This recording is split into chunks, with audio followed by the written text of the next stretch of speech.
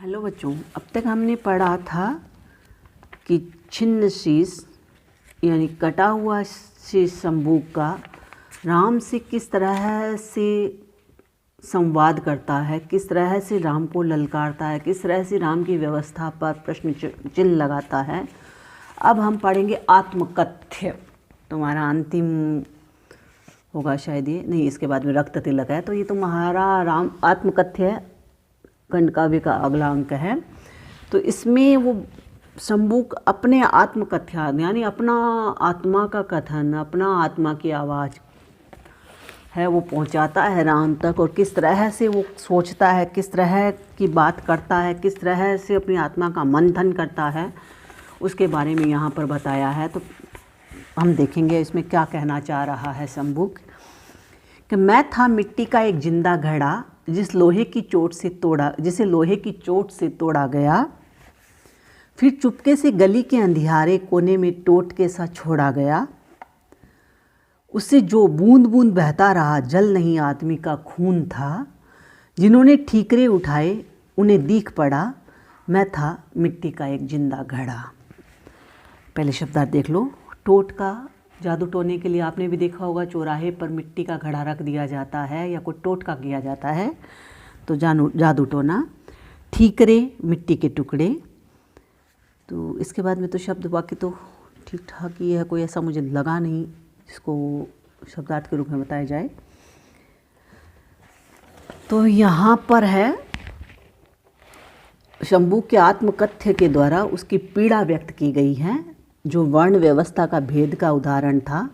शंबुक बताते हैं कि मैं था मिट्टी का एक जिंदा घड़ा, कि उनका जन्म ही एक मिट्टी के घड़े के समान हुआ था जिसे लोहे की चोट से तोड़ा गया। अब मिट्टी है और लोहा की चोट दोगे तो चकनाचूर हो जाएगा। तो वो कह रहा आगे, जो किसी भी असह्य को होकर के असह्य की ठोकर से टूट सकता था, किंतु शंबुक कहते हैं कि वह एक जिंदा घड़े के समान थे और जिस पर व्यवस्थाओं की कठोर प्रक्रियाओं ने लोहे के समान चोट देते हुए उसे तोड़ दिया, अर्थात हताश एवं निराश कर दिया गया। आगे फिर शंबुक कहता है, फिर चुपके से गली के अंधियारे कोने में टोट के सा छोड़ा गया, कि शंबुक रूपी वह कच्चा घड़ा तोड़ने के पश्चात उसे गली के अंधेरे कोने में छोड़ दिया गया। जिस प्रकार जादू टोने की क्रियाओं को करने के पश्चात उन वस्तुओं को अंधेरे गलियारों में छोड़ दिया जाता था। देखा होगा, जादू टोना करना जाता है तो आदमी अंधेरा देखता है, रात का टाइम देखता है, चौराहा देखता है और चुपके से छोड़ कर आ जाता है। तो वो कहता वैसे ही मेरे साथ हुआ था। उसी प्रकार शंबुक रूपी टूटे घड़े के टुकड़ों को घनी अंधियारी गलियों के कोने में छोड़ दिया गया। उस टूटे घड़े से उससे जो बूंद बूंद बहता रहा जल नहीं आदमी का खून था। वो कहते हैं उस टूटे घड़े से जो बूंद बूंद बह रहा था वह सहज पानी नहीं था, वह स्वाभाविक पानी नहीं था उसके अंदर, वह आदमी यानी शंबुक का खून था जो बूंद की शक्ल में बह रहा था। अब वो फिर कहता आगे, जिन्होंने ठीकरे उठाए उन्हें दीख पड़ा, कि जो भी पास आया जिसने टूटे घड़े के ठीकरे अर्थात टुकड़े उठाए उन्हें मैं दिखाई भी पड़ा कि मैं एक जिंदा घड़ा हूँ। दिखाई पड़ा तो क्या पड़ा कि मैं था मिट्टी का एक जिंदा घड़ा, कि उनको दिखाई पड़ा कि मैं एक जिंदा घड़ा हूँ और व्यवस्थाओं की कठोर छलनाओं ने मुझे तोड़कर एक कोने में फेंक दिया है जहाँ से मैं स्वयं के लिए कुछ भी नहीं कर सकता हूँ। तो यहाँ भाषा और भाव व्यंजनाओं से पूर्ण है और शंबुक ने अपने जीवन की तुलना जिंदा मिट्टी के घड़े से की है। आगे फिर वो कहता है कि देखा जब लोहू का लाल बड़ा सा थक्का, उन सब के मन को भी लगा अचानक धक्का, पर ऐसा नहीं कि वे जो हो जाते अनायास आहत के साथ, घातक के स्वार्थ में उनके थे बंधे हाथ। कैसे उठाते थे आतताई हाथों पर अस्त्र शस्त्र, कैसे कर पाते वे उसकी करनी विवस्त्र। भीतर कहीं न कहीं उन्हें भी लगता रहा मेरा अपमान सही। शब्दार्थ देख लो बच्चों। लोहू खून, अनायास अचानक, आहत दुखी, विवस्त्र बिना वस्त्र के, तो यहाँ फिर शंभू कहता है आगे कि देखा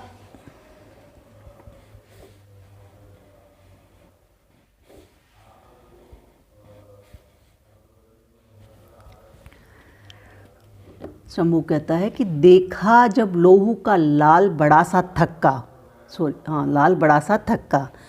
वो कहता है कि जैसे ही मैं एक जिंदा मिट्टी का घड़ा और जिसे समाज की व्यवस्थाओं ने तोड़कर गली के एक अंधेरे कोने में छोड़ दिया, जहाँ पर लोगों ने उसे देखा कि उससे बहने वाली बूंद पानी की नहीं रक्त की थी, सब ने जब लोहू का थक्का अर्थात जमे हुए लोहू का रक्त का लाल धब्बा देखा, उन सब के मन को भी लगा अचानक धक्का।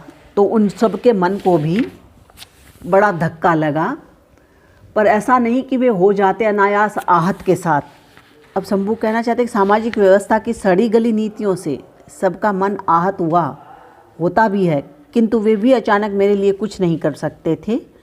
वर्ण व्यवस्था के कठोर नियम शक्तिशाली हाथों से बंधे थे और देखने वालों के हाथ भी स्वार्थी घातक लोगों के यहाँ बंधे हुए थे। पर ऐसा नहीं कि वे हो जाते अनायास आहत के साथ। ऐसा नहीं है कि वो मुझ जैसे किसी दुखी कोने में पड़े अंधियारी गली में पड़े हुए के साथ हो जाते। वो देख जरूर रहे थे कि हाँ मैं कोई टूटी हुई ठीकरी हूँ, टुकड़ा हूँ, लेकिन ऐसा नहीं था कि वो मेरे साथ हो जाते। वो इस तरह की व्यवस्था से बंधे थे घातक के स्वार्थ में। अब क्यों नहीं हो पा रहे थे साथ में कि वो सारे ही हैं कि एक शक्तिशाली हाथों से बंधे, वर्ण व्यवस्था के कठोर नियम और शक्तिशाली हाथों से बंधे थे और देखने वालों के हाथ भी स्वार्थी घातक लोगों के यहाँ बंधे हुए थे। कैसे उठाते वे आतताई हाथों पर अस्त्र शस्त्र। अब वो कहते हैं कि बंधे हुए हाथ थे तो वे खुद बेबस एवं मजबूर थे। समाज का निम्न वर्ग जब स्वयं के लिए कुछ नहीं कर पाता तो दूसरों के लिए क्या कर सकता था। वे किस तरह से अस्त्र शस्त्र उठाते उन आतताइयों के विरुद्ध, कैसे कर पाते वे उसकी करनी विवस्त्र, और वे किस तरह से अस्त्र शस्त्र उठाते उन आतताइयों के विरुद्ध, क्योंकि कमज़ोर कभी भी हिम्मत नहीं कर पाता है। ये तुम लोग भी जानते हो बच्चों। शक्तिशालियों के समक्ष वो भी है, समर्थ को न दोष गुसाई, इसीलिए कहा गया है, क्योंकि कमज़ोर कभी भी हिम्मत नहीं कर पाता और शक्तिशालियों के सामने तो बिल्कुल भी नहीं। तो कैसे और किस प्रकार शक्तिशाली वर्ग को वे नीचा दिखा पाते। यद्यपि उनके मन में मेरे लिए सहानुभूति थी, किंतु कोरी सहानुभूति वास्तविकता से लोहा ले सकती है। फिर वो कहता है आगे भी कि भीतर कहीं ना कहीं उन्हें भी लगता था मेरा अपमान सही। कि वो कहता है मेरी ऐसी दुर्दशा देखकर मन ही मन उन्हें भी मेरा अपमान सही लगता, अर्थात मेरी दुर्दशा से वे भी दुखी हुए। मेरे अपमान में स्वयं के अपमान की समानता भी देखी या खोजी। शंभू ने यहाँ अपनी पीड़ा का साम्य समाज के सभी निम्न वर्ग के जीवन के लोगों के असत्य के साथ में तुलना की है। तो भाषा सरल है ही बच्चों। वर्ण व्यवस्था की जहरीली कह लो एक अभिशाप को यहाँ पर उन्होंने शंभू के माध्यम से प्रकट किया है गुप्त जी ने।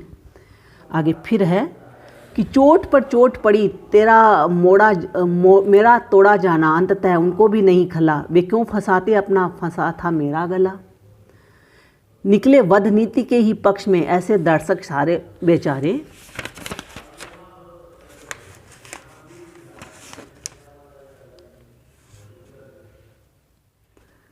अब वो कह रहा है यहाँ पर, पहले देख लेते हैं शब्दार्थ। और शब्दार्थ वैसे तो है नहीं कोई। चोट पर चोट पड़ी। अब जब मुझे घड़े को, मिट्टी के घड़े को तोड़ा गया और एक टुकड़े के रूप में बदला गया, तो मुझ पर बार बार वर्ण व्यवस्था के कह लो, उससे शोषण के कह लो, बार बार है चोट पर चोट पड़ती गई, आघात पर आघात होता गया। मेरा तोड़ा जाना और अंततः मैं टूटता गया। और अंततः क्या हुआ, मैं बार बार टूटता गया और अंततः उनको भी नहीं खला। कि जब मैं जब टूट करके इस तरह से बिखरने लगा, तो जिन्होंने मुझे इस तरह से बिखेरा उनको भी ये कहीं खला नहीं, उनको भी कहीं ये दुखदाई नहीं हुआ। वे क्यों फंसा था मेरा गला। कहते वो भले ही मेरे समाज के हो, भले ही मेरी वर्ण व्यवस्था हो के, भले ही वो नीच, भले ही उन्होंने भी कितनी चोटें सहन की हो, लेकिन वहाँ तो मेरा जहाँ गला फंसा हुआ था वो वहाँ मेरा गला निकाल कर अपना गला कैसे फंसाते, निकले वध नीति के ही पक्ष में। अब क्या हुआ था कि वो सारे ही है कि हाँ इसका वध कर दिया जाए, इस वध नीति के, वध नियम के पक्ष में ही वो निकल पड़े। ऐसे दर्शक सारे बेचारे, और वो कहता है ऐसे कौन थे, सारे ही दर्शकों को वो कहते हैं जो बेचारे थे, दर्शक बने हुए थे, उन सारे ही बेचारे हैं वो वध नीति के पक्ष में निकल पड़े। मेरे कलेजे के टुकड़े ही बस मेरे साथ रहे, और वो कहते हैं जो मुझे बार बार चोट देने से मेरे कलेजे के टुकड़े हो गए थे, चूर चूर हो गया था मेरा कलेजा, बस वही टूटा हुआ कलेजा मेरे साथ रहा। काले रक्त से सने मेरी मृत्यु के प्रमाण बने। और वो कहता है वो कलेजे के टुकड़े क्या थे, काले रक्त से सने, मानो वो इस तरह से, रक्त तो लाल होता है लेकिन बार बार चोट प्रहार होता है, बार बार वो थक्का बन जाता है तो क्या होता है, काला पड़ जाता है। तो वो काला रक्त हो गया था मेरा, और मेरी मृत्यु के प्रमाण बने, और वही मेरे मृत्यु का प्रमाण बने, साक्षी बना था। बाकी हम कल करेंगे बच्चों।